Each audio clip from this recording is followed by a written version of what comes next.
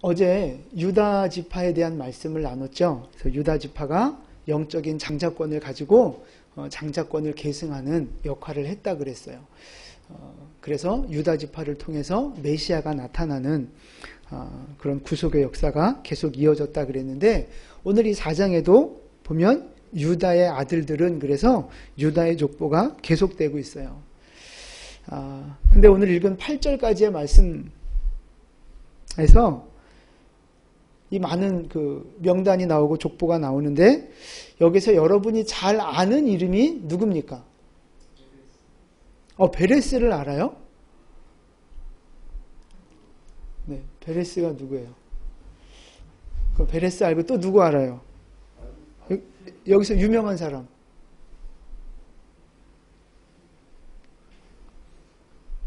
별로 없어요. 뭐 이런 이름도 있었어?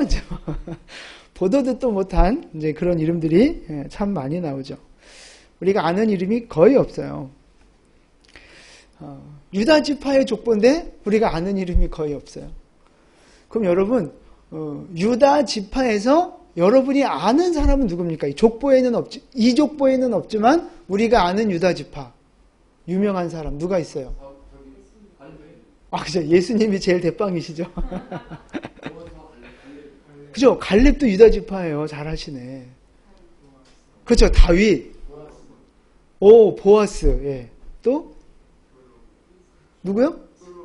그렇죠. 솔로몬. 그렇죠. 다윗 이하의 모든 왕들이 다 유다 지파예요. 네. 멋져요. 네. 하여튼 나올 사람들은 다 나온 것 같아요, 이제. 예.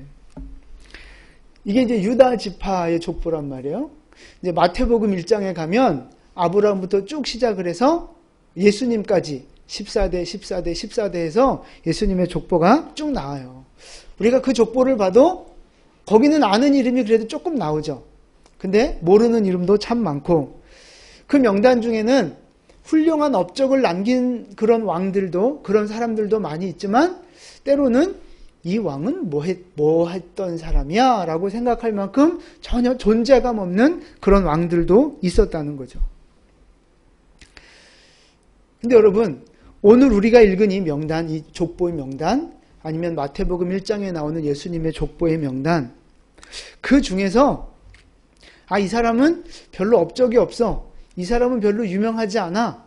그래서 우리가 이렇게 빼버려도 될 명단이 있으면 한번 찾아보세요. 누구를 빼도 될까요? 당최 알아야지 빼든지 말든지 하지. 다 빼요? 내가 모르니까 다 빼? 만약에 그 마태복음 족보에 있는 그 아브라함부터 시작해서 42대의 그 족보 중에서 한 사람이라도 이 사람 좀 별론 것 같아, 그리고 빼버리면 무슨 일이 벌어져요? 그쵸. 계보가 끊어지는 거예요. 그럼 예수님이 이 땅에 오실 수 없는 거죠. 그러니까 이 사람이 중요한 사람이었든 아니었든, 큰 일을 했든 작은 일을 했든 상관없이 그 사람들이 있었기 때문에 구속사의 계보가 이어질 수 있었다 하는 것입니다.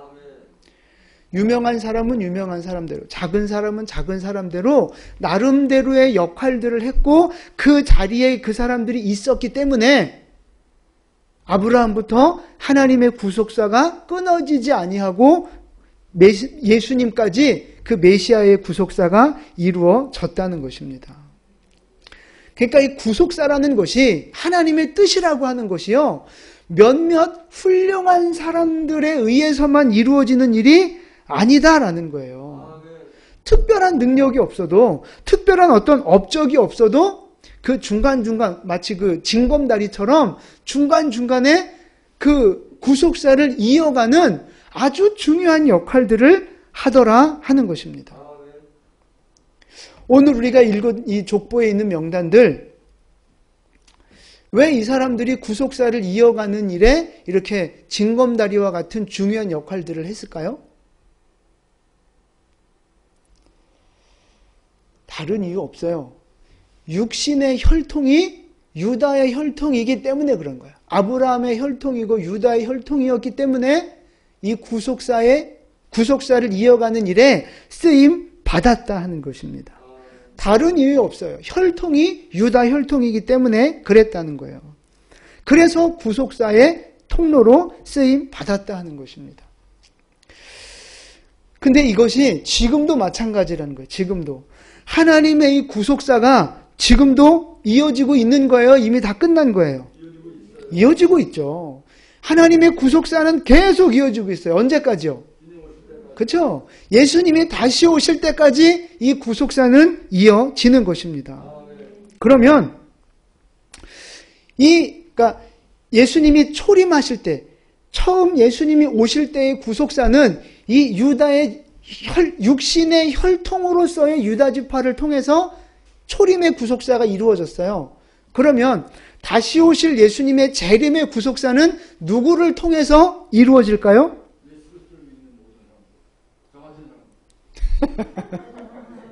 정답이에요. 지금은 혈통으로서의 그 유다 지파 이게 아니고요. 예수의 피의 공로를 입은 사람들을 통해서 이 구속사가 이어진다는 거예요. 예수의 보혈의 은혜를 입은 사람, 입은 공동체, 그게 뭡니까? 그렇죠. 그게 교회인 거예요. 교회를 통해서, 저와 여러분들을 통해서 하나님의 구속사는 지금도 계속 이어지고 있는 줄 믿으시기 바랍니다. 주님의 구속사는 계속되고 있는 거예요. 그래서 우리가 이 구속사를 위해서 무슨 일들을 하고 있어요? 우리 교회가 전도하고 있죠. 해피데이 축제도 준비하고 있죠. 또 그렇죠. 선교도 하고 MIT도 하고 여러 가지로 하고 있잖아요. 우리가 이 일들을 통해서 큰 일일 수도 있고 이게 작은 일일 수도 있지만 어쨌든 하나님은 우리 교회를 통해서 그 구속사를 계속 이어가고 있다는 것입니다. 그러니까 다시 말해서 우리는 예수님의 족보에 이름을 올린 사람들이라는 거예요. 할렐루야. 우리의 이름이 성경 족보에는 없어도 우리 이름이 어디에는 있어요? 저 생명책에 예수님이 재림을 준비하는 그 구속사의 명단에는 저와 여러분들의 이름이 다 기록된 줄로 믿습니다. 근데 재밌는 건요.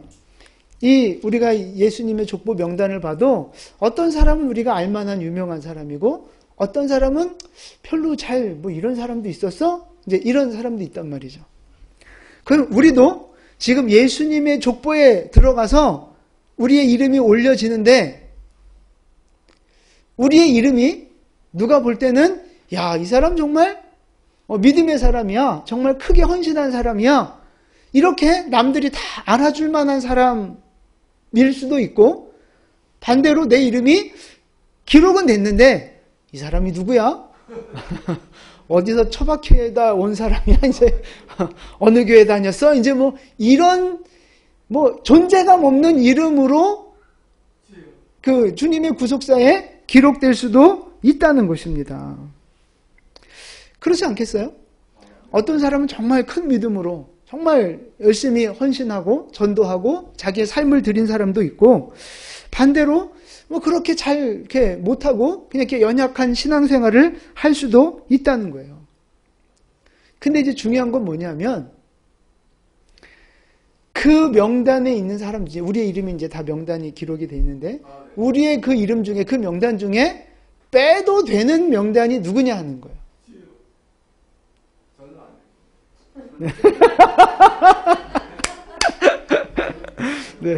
네. 저는 아니죠. 그렇죠. 저는 아니에요. 맞아요. 맹집사님은 아니에요. 그럼 누구?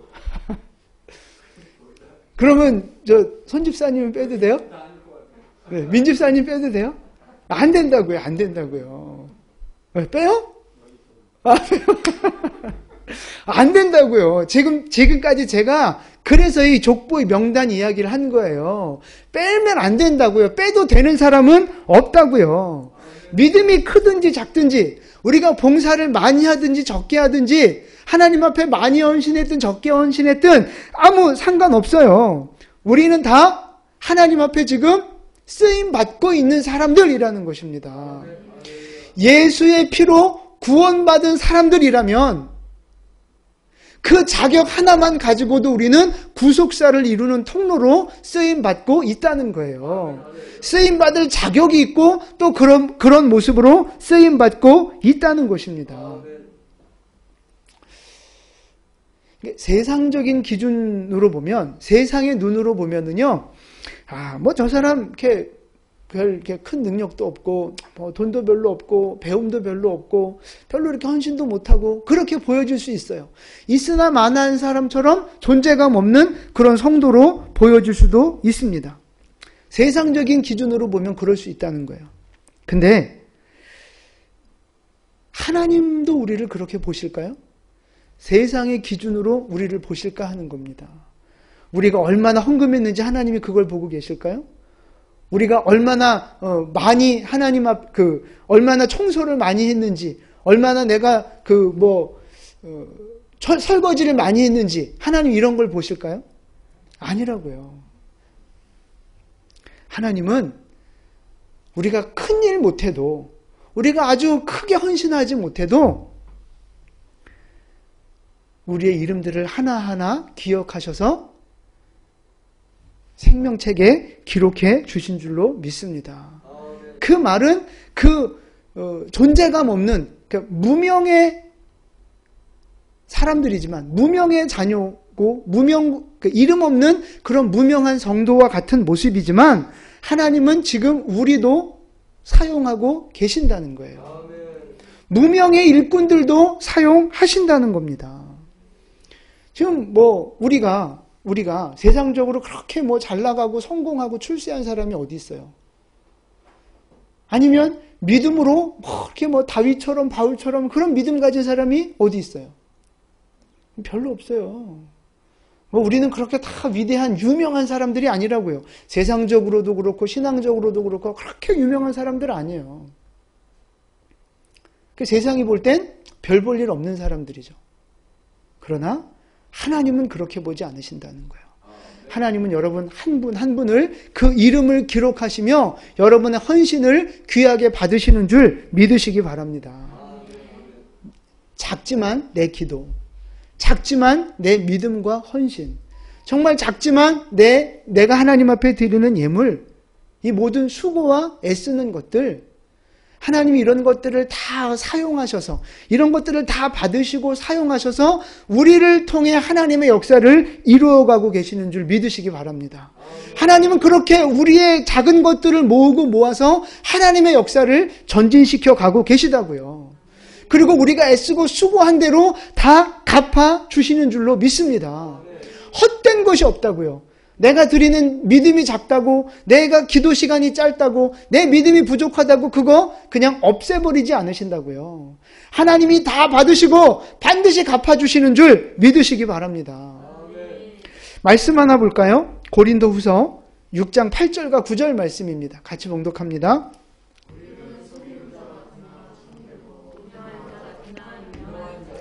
아멘. 제가 머리꼬리 다 자르고 몸통만 남겼어요.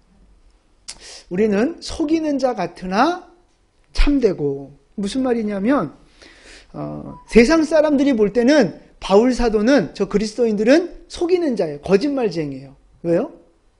아니 사람이 죽었다고 어떻게 다시 살아나요? 어떻게 하늘로 올라가요? 아니 결혼도 안 했는데 어떻게 여자가 애를 낳아요? 어떻게 무리를 걸어요? 저거 술구라쟁이들, 사기꾼들 그런 거죠. 세상에 볼 때는 속이는 자들이에요. 그런데 사실은 진리를 말하는 자들이죠. 참된 사람들이라는 거예요. 세상이 모를 뿐이지 그것이 진리라는 거예요. 우리가 말하는 말씀이 진리라는 거죠. 그리고 또 그 바울 사도와 복음을 전하는 사람들이 9절 말씀 보니까 무명한 자 같으나 유명한 자라는 거죠. 세상이 볼 때는 어떤 사람? 무명한 사람, 이름 없는 사람. 왜? 돈이 있어요? 권세가 있어요? 가진 게 뭐가 있어요? 아무것도 없는 사람들.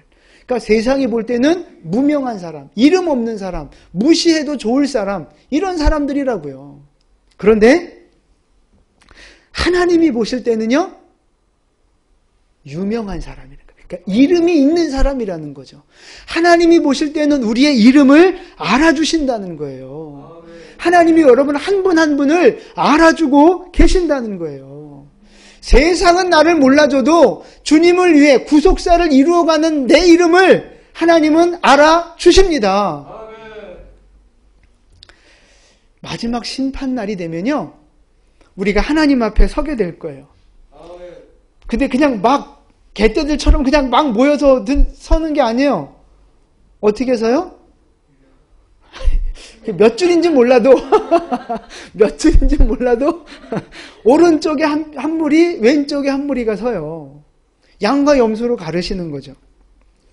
근데 그 두 부류로 나눠지는데 이쪽 부류는 어떤 부류예요? 하나님이 그 이름을 아는 사람들. 이쪽은 하나님이 모르는 사람들. 이렇게 나눠진다는 거예요. 하나님이 어떤 사람들을 알아주세요? 하나님이 알아주는 사람이 어떤 사람들이에요? 그죠? 좋은 건 다 갖다 붙이면 돼요. 하나님 다. 이제 말씀을 기준으로 보시면 마태복음 10장에 주님이 그런 말씀하셨어요. 너희가 누구든지 사람들 앞에서 나를 시인하면 나도 하나님 앞에서 너를 시인해 주겠다 그러셨어요. 그러니까 우리가 사람들 앞에 내 믿음을 고백하고 예수 이름을 고백하면 하늘에 가서 하나님이 내 이름을 불러주시겠다는 거예요. 그래서 공개적인 장소에서 우리의 믿음을 고백하는 것이 그래서 중요한 거예요. 또 하나 마태복음 25장에 가면 거기서 이제 양과 염소의 비유가 나오는 거예요. 하나님이 어떤 사람들을 알아주세요? 그렇죠? 작은 자, 가난한 자, 감옥에 갇힌 자, 이런 사람들을 섬긴, 그러니까 이웃을 내 몸처럼 사랑하고 섬겼던 그 사람들을 하나님이 알아주신다 하는 것입니다. 반대로 하나님이 모르시는 사람이 있어요. 하나님이 그 이름을 도무지 모르는 사람들. 어떤 사람들을 몰라요? 마태복음 7장에 가보면 내가 주님의 이름으로 병도 고치고 능력도 행하고 기적도 베풀고 그랬습니다. 그런 사람들이 나와요. 그러니까 신앙생활 열심히 했던 사람들이죠, 우리가 볼 때. 근데 예수님이 그들을 향해 뭐라 말씀하세요? 내가 너희를 도무지 알지 못한다. 불법을 행하는 자들아 내게서 떠나라 하시는 거예요. 불법을 행하는 자들, 무슨 말씀이요? 법을 지키지 않았다는 거예요? 법이 뭐예요? 말씀이라고요. 말씀을 지키지 않은 사람들, 그러니까 하나님이 우리에게 이 법을 주셨는데, 말씀이라는 법을 주셨는데 이 말씀대로 살지 않고 자기 기분 내키는 대로 신앙생활한 사람들, 자기 하고 싶은 대로 신앙생활한 사람들, 그런 사람들이 바로 불법을 행하는 사람이라고요. 여러분, 신앙생활을 하는 기준이 뭐예요? 말씀이라고요. 말씀대로 신앙생활해야 네가 합법적으로 신앙생활했다 하는 거죠.